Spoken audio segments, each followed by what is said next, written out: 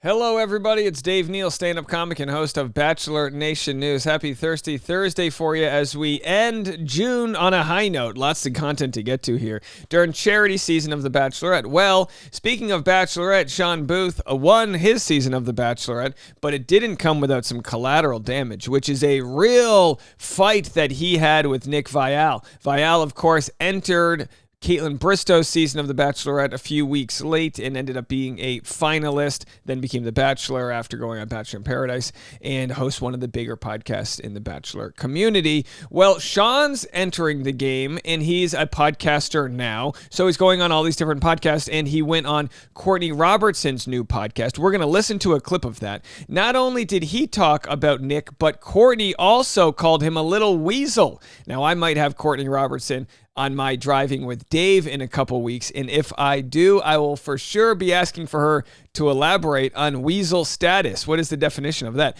So follow me on Instagram at DNeals, also patreon.com/Dave Neal for behind the scenes bonus content. Today's Patreon, we will discuss this topic further and share some insight that I might not be privileged enough to be able to share publicly. Again, that's not me trying to slam anybody here, but there are a lot of connective tissues with the beefs. Again, I don't know what it is. Maybe you could tell me, but Nick has beef with so many people. If you did a sort of family tree of people Nick has beef with, it comes from all different angles. And of course, if I have beef with somebody and it's whatever, but it's like there's such a web, and he's the epicenter of a lot of different chaotic storylines. From Katie Thurston and Kaitlyn Bristow, Shawn Booth here, Courtney Robertson we didn't even know about, and others we'll get into later. It's a fascinating thing, but hey, that abrasion can lead to a very successful YouTube channel, with collateral damage being, you're not going to be loved by everybody, but that's okay. Bachelor Rush Hour, the hit podcast every afternoon. We'll get to that too. So I'm going to share this, and then Shawn Booth describes, I believe for the first times, how gut-wrenching it was when his season of The Bachelorette was spoiled. That's right. Kaitlyn Bristow accidentally publicly sent a photo of Shawn in bed with her on Snapchat. If you don't remember that, he's going to share why it was the wildest 48 hours of his life. But first, Charity Lawson, our new Bachelorette, shined on Monday night on her first episode of The Bachelorette, and she then offered these words about a fellow podcaster and good friend of mine, Jess Ambrose. Have a listen. All right, so I'm finishing up my hot girl walk, and I just got through listening to your mom and dad podcast, and I just want to say, Jess, you already know how much I love you, but Evan, now I can sit here and say I love you too, because you guys just together, I'm a fan.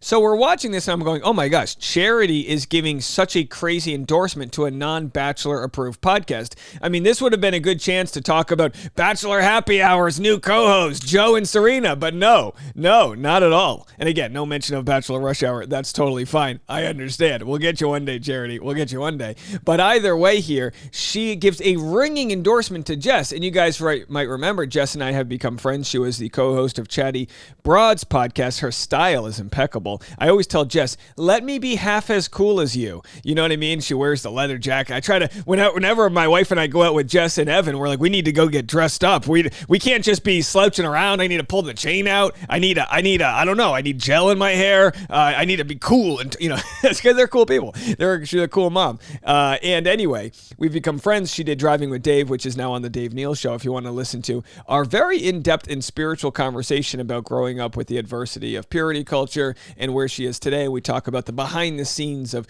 content creating in the Bachelor world. I thought it was a fantastic conversation. I loved it. Well, Jess came over yesterday because we're preparing roast jokes to write for Katie Thurston, and boy, do we have some good ones. Her roast is this Sunday. I don't think we have enough time to do them all. Whatever roast jokes I don't do live at the show, I'll do them for you guys after because we have a lot of them. So we were writing roast jokes, going through the Starbucks line to get our Starbucks coffee. Actually, there's Jess wearing Starbucks green, and Charity actually gave her that shout out on her story, and we watched it, and I captured it in the flesh while it happened. Watch Jess's smile here. Hello.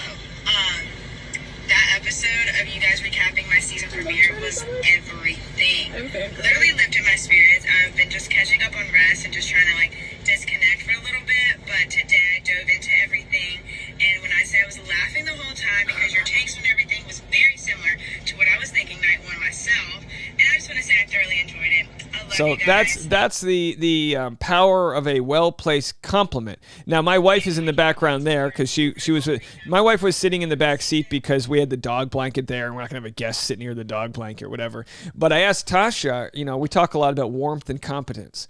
A lot of times, everything really comes down to warmth and competence. There's other ways to put it. Information and entertainment is another way when it comes to making content. But if you're a content creator or a salesperson or have any sort of job whatsoever, or a mom, everything really comes down to two things: warmth and competence. You need competence so people know you're going to do a great job, and you need warmth so people actually like you. And you can have one or the other, but to have both is really important. And I remember last night asking Tasha, because when a friend leaves, that's your chance to offer your true opinions about them. Of course, not shit talking whatsoever. But I said, Tasha, where would you rank Jess on a scale of 1 to 10 when it comes to warmth and competence? And let me tell you something. If you give anyone above a 7, I think that's a good grade. She gave her a 10 out of 10 on both. 10 out of 10. Jess is a absolute gem of a human, and we're lucky and happy to have her in the Bachelor community. All right, let's get to the story.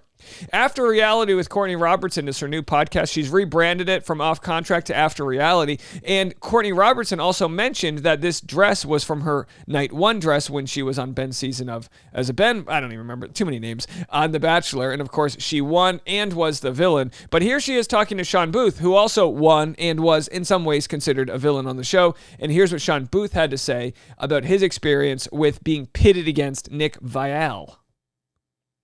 To navigate your own personal piece. Right. So how, and touching back on your season. So I wanted to say there was a girl on my season who was awful to me, but it didn't play out the way I thought it would. And I was left holding the bag of shit, so to speak. And I know you had beef with Nick Viall, that little weasel. Ugh, I mean, I've asked him to come on my podcast so many times and he said yes, and then he ghosted me. But was there ever, for instance, that something happened? All right, so Nick ghosted her. So she did Nick's podcast, which of course was good for Nick because he got someone on he could dock fodder for him. But then when it came to Nick doing Courtney's, is she implying or saying flat out that he ghosted her? Oh boy, that's not good.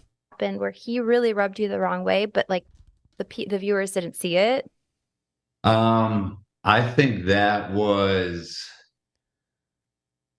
again, me kind of playing into what I thought people wanted to see. I knew that Caitlyn was my girl, for a lack of better term. And I knew it just gave me goosebumps.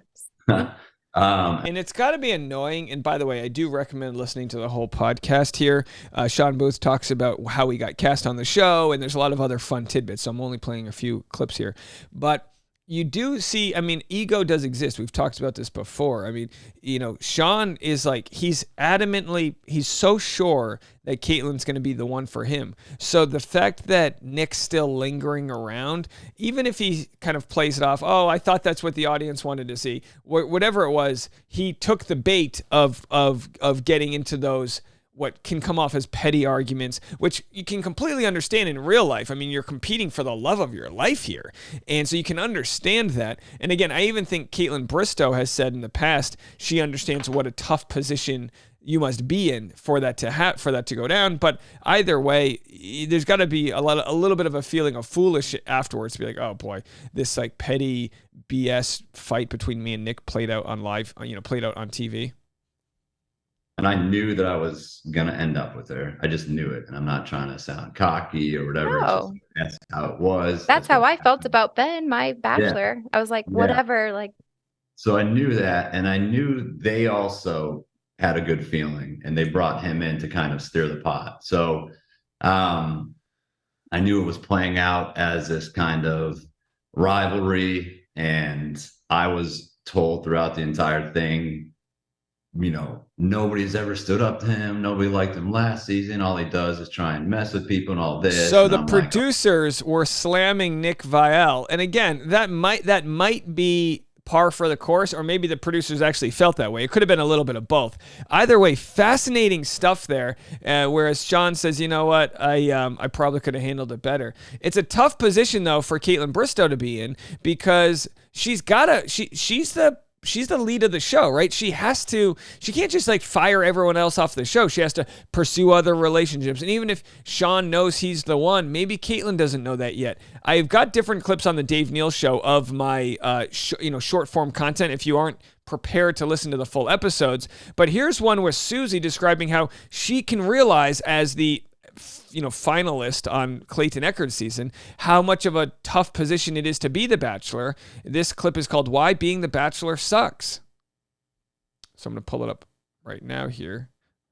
Every step of the way. It's an untenable position. There is no, it's a multiple choice with no right answer. That's the best way to say it. Truly, that's the show.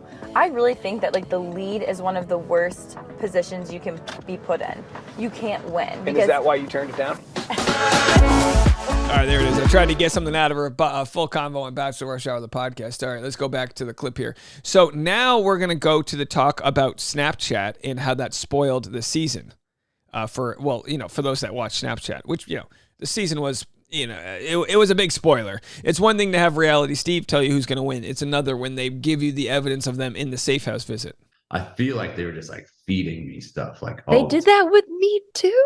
Yeah. All right, so let's go forward. They talked about how the producers, sort of manipulated them to fight more. They'd probably be coached a little bit more. And yeah, watching it back, and then I'm like, damn, that sucked. That was stupid. There was things I wish I had done probably, I don't say differently because I got the results and it ended up the way I wanted to. You got the girl, and I followed you guys on Instagram after that. And I remember she famously kind of got black sheeped for a bit too because she leaked it on Snapchat. Oopsie doopsie. But that was a complete blunder too.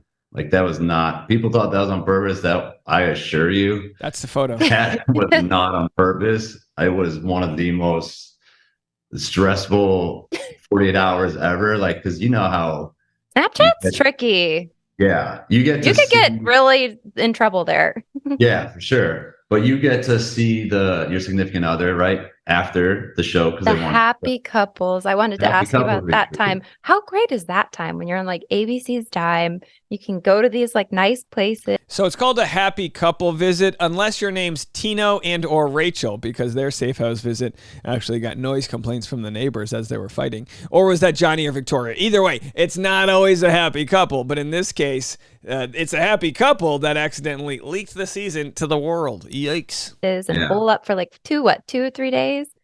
Yeah, it'd be 2 or 3 days. And this was one of our happy couple weekends. And we had just, they bring you in separate cars. They bring you in under different names, aliases. What was your name? Do you remember? Yeah, I was Eric. She was Ariel, the Little Mermaid. So the driver would pick me up at my house and be like, Eric. And I'd be like, yep, that's me. And then once you get to the house, it's so they're named after Little Mermaid. She's Ariel and he's Eric. I wonder if they bang like dead fish. I don't know. That's a weird flounder. Okay, Flipper. You only have a few days, and they just stock the house up with booze and food, and they're like, have fun. Right? Just got into the house, so this is why it was very tough on us because I just got into the house and we're laying in bed, and she was snapping one of the producers, Todd Snyder. Because Todd was my producer. And people love to see that. Yeah, she was just snapping him, being like, check it out, having a good time. And I literally... it goes out to the world. I get out of bed. I stand up out of the bed. I look at my phone, and my phone is just all these notifications. And I go on you ever Twitter, you ever accidentally send a text message to the person you're trying to trash talk? I'm trying to trash talk my sister to my brother, and I accidentally send it to her. There's no recovering. Imagine uploading a photo to the world. Face is just on all of Twitter, trending. Me in bed with her, and I'm like, oh my God. Shit just hit. I thought I was going to throw up because I thought that I did it. So I was hunched over the bed. I was like, babe, I did something really bad. And she's yelling at me. She's like, what'd you do? I'm and knowing the way Caitlyn reacts, I'm sure she was like, what was it? What was it? Very nice that Shawn and Caitlyn, even though their relationship didn't work out, that they can start to share these stories. I'm going to be quite honest. I bet you Shawn feels a burden lifting off of him for the fact that he's talking about this past relationship and not just in a negative way. I think this is a good thing for both of them. As I said yesterday, my guess is by the end of 2023, Shawn and Caitlyn will have done each other's podcast and they will have made amends and they will move on with their life and be a little bit more at peace. I don't know. Everybody has this picture. And she's like, delete it. And I go on my Snapchat and I'm like, it's not on there. And then she's like, oh my God. And I'm like, it's on yours. And then she pulled it up and there was like thousands of people who saw it. She posted it on her story by mistake instead of sending it to the producer. Oh. And she had no clue. It wasn't intentional. No, it wasn't. And then immediately she just, we got calls from the producers and they're like, we're picking you up. You're leaving. We're flying you. Party's over. Party's over. And so then they were in Los Angeles. They drive him to Vegas so he doesn't get caught at LAX, and then they flew him out from Vegas. Wild story. I live for these types of stories. Let me know what you think. If you want more tea, more, I guess, unfiltered opinions that aren't going to get me in too much trouble, you got to go to Patreon and get that, patreon.com/Dave Neal. We will have it today. You got my word on that. And I'll run my roast jokes by you on Patreon. I'll run all of my roast jokes for Katie Thurston. They're brutal. They're brutal out there. So I'll run them through you on Patreon. See if you like them. The roast is this Sunday, July 2nd. And I'll also post, maybe if I'm allowed to, my video from the set on Patreon. So you get exclusive behind the scenes content. All right, folks, we'll be back with more right after this.